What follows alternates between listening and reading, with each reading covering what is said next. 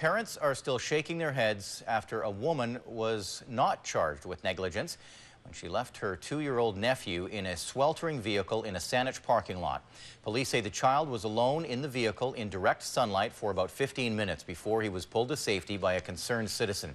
And a Calgary tourist also dodged charges of animal cruelty yesterday after police rescued his dog from the heat of an SUV. The dangers are real, and some say the penalties need to be stiffer. A-News reporter Astrid Brownschmidt has more.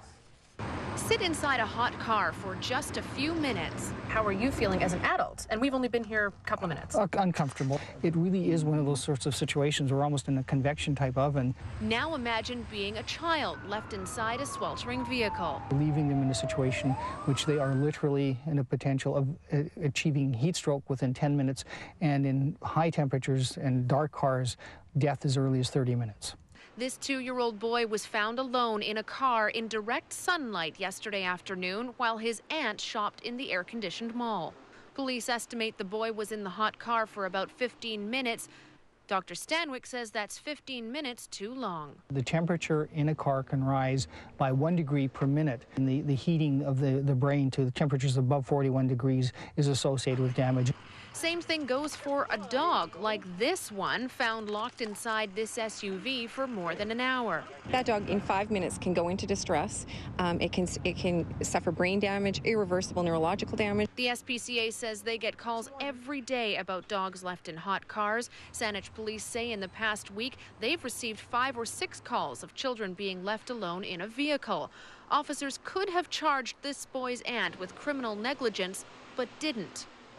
Our officers will investigate this with a view to taking appropriate action if it's felt to be of an extremely neglectful nature. What would be an extremely neglectful nature? I have no idea. How long does the kid have to be in a car for? But similar cases in the U.S. have resulted in tougher penalties. In Dallas, 4 children were in medical distress when they were rescued from inside an SUV. Outside, it was 38 degrees. The parents have been charged with child endangerment. And this Atlanta mother was charged with child cruelty and reckless conduct after her 17-month-old twin girls were rescued from her car. They had been locked in the sweltering vehicle for more than an hour. In states such as Washington and Oregon with climates similar to ours, since 1998, 5 children have died simply because they were left inside a hot vehicle.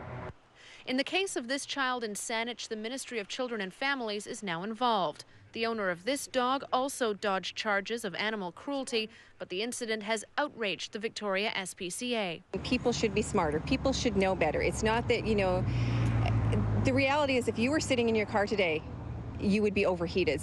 The message is simple. Don't leave your kids or your pets in your car. Astrid joins us live with more on this story. Astrid, what should people do if they see a child or an animal inside a hot vehicle? Well, it's pretty simple, Eric. You're asked to call police or the SPCA or, any authorities in the animal control department as well. Police all over take these incidents very seriously. When we look at this case in Saanich just yesterday, when the passerby called 911, police responded within just a few minutes. So you're asked not to hesitate if you at all see someone who is in a hot vehicle, or if you see a pet in a vehicle as well. Well, hopefully the message is getting out there. Hopefully. Slowly. Astrid Brownschmidt reporting. Thank you, Astrid. You're welcome.